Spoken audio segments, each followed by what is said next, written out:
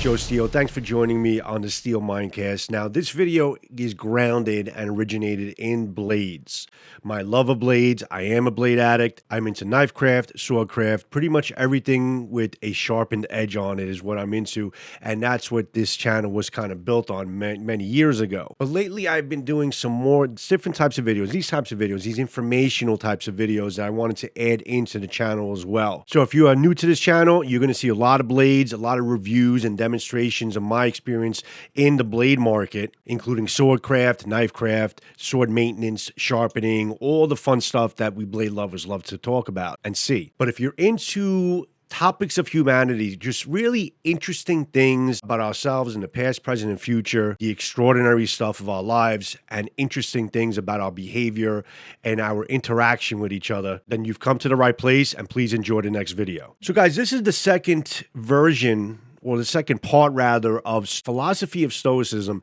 Really intrigued me from when I first started looking it up and seeing some information about it. It really intrigued me in terms of it being a way of life. And incredible thing about Stoicism is the fact that many practices in our society, in our laws, in our government laws, our federal laws, in our just basic morals in society and how we treat each other came from many different principles of Stoicism. And now, listen, Stoicism has been around since 300 BC, back, in Marcus Aurelius days. It's been around for a very long time. So it's been around for long enough that many societies after that and many peoples after that were able to learn and practice and just formulate their own type of morals and type of life functions from it. But people are now still studying Stoicism. They're studying Stoicism in terms of a philosophy-based system, and hundreds of thousands of people actually are practicing it. And my goal in terms of these different multi-part system of Stoicism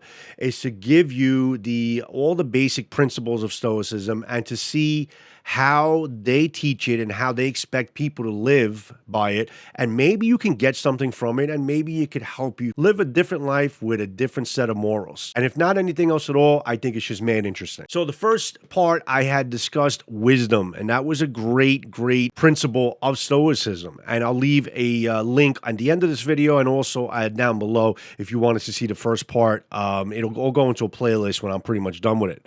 The next part of Stoicism, the principle is going to be about justice. Justice is definitely a very important principle in Stoicism. So we can break up justice in the philosophy of Stoicism into 7 parts. The first one will be living in accordance with nature.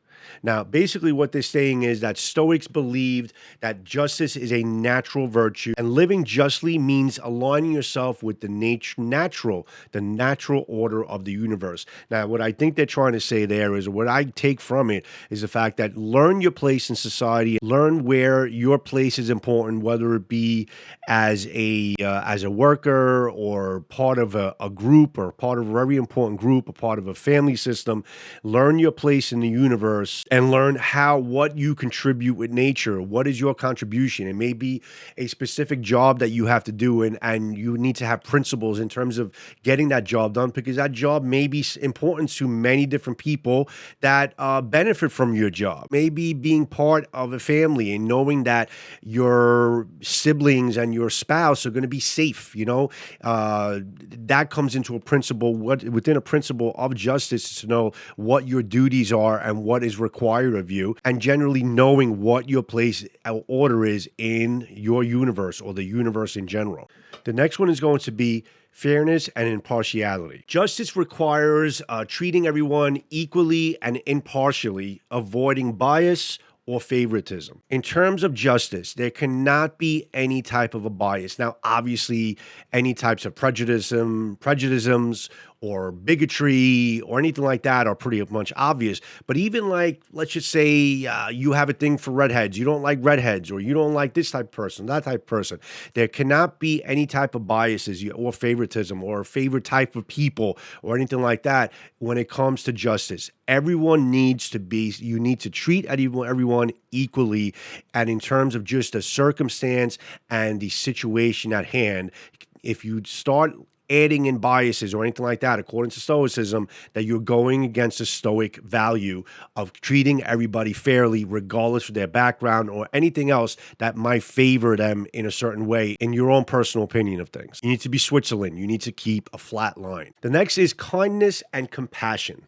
Stoics emphasize that the importance of kindness and compassion towards others, recognizing that justice extends to helping those in need. Now, what Stoics are saying is the reason for justice, the reason for the principle of justice in our society is the fact that we have a justice system in order to protect the people that need it. Without justice, there are people that are going to be harmed and there's going to be chaos in society. So we have to understand that the whole reasoning behind justice and why we have justice is to protect the people that need it. Acting in the service of the greater good. So justice is not about personal gain at all. Sometimes it can be, depending on if you are the victim of a specific crime or an injustice. But generally, it's about contributing to the well-being of society as a whole. Now, the perfect quote for this comes from actually Marcus Aurelius himself. What's bad for the hive is bad for the bee. We need a justice system in order to take care of society as a whole. When we have justice within our society and around our society, it protects everyone all together as one. So it can never be really considered an individual thing, but something that is going to benefit all of us at all times, and feel like we're blanketed by some kind of a safety net by having some kind of a justice system. The next is upholding the law. Very general. Stoics believed in respecting and upholding the law, as it was a framework for maintaining order and justice. There are laws that are going to be in place. Laws were put into place in our governments, in our federal governments, in our state laws. There's many different types of laws, tax laws, things like that. These laws are put into place for a reason. Okay, our Constitution was put into place for a reason, so we can have protection for we the people. But laws have been around since the Stone Ages, even though it was barbaric back in the day. When you have in societies that were organized and societies that were less chaotic, there were laws. There were laws in kingdoms and in different types of groups that had to be followed, or obviously justice will be put upon you. So Stoics believe in trying your best to uphold any laws in your area and to maintain a good code of order, which would also give us a justice system. Speaking out against injustice. Stoics believe that it is our duty to speak out against injustice and work towards creating a more just world. We have to understand in Stoic philosophy that if we are a contributing member of society, we have a voice. It is our duty to speak out for justice. We need to scream from the top of our lungs for the justice of ourselves, our families, and our society as a whole. We need to know that we can be heard and should be heard. And if we are not heard, we need to force ourselves to be heard. In Stoicism, no one is meant to be idle. You need to be active and always speak out against all injustice. The last would be focus on only what you can control. Now, this is a general principle in all types of teachings within Stoic philosophy, is to be able to only control what you can control. Now, Stoics believe that while they cannot control the actions of others, they can control their own reactions and actions and choose to act justly in all situations. So what they're saying is you can't control the actions of others, but you can in your own self in a justly manner. Don't follow the crowd.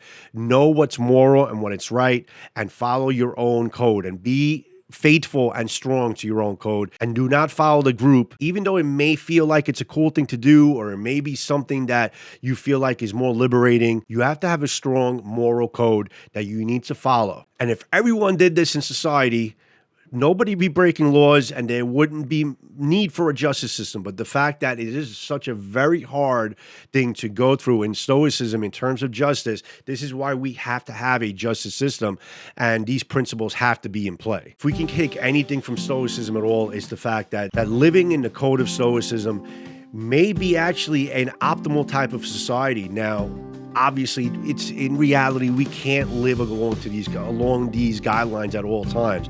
But if we can just take a little hint, a little bit of something that Stoicism teaches, I think that we can definitely better our society and better our governments, better our leadership if we can take the message that Stoicism thousands of years ago has taught us, that a lot of our society today has been built on, but it seems like, especially in today's day and age, that age-old lesson of Stoicism and morals and justice and wisdom that I discussed already has been lost to the time. And if we can kind of bring that back, even just a little bit, I think we would definitely be able to live a better life. And that's my message to you guys at the end of all my videos. Go out and try to live your best life. So until the next principle of Stoicism, I'll see you on the next Blade video or informational video. Thanks for joining me. Joe Steele out. Have a good one, everybody. Ciao.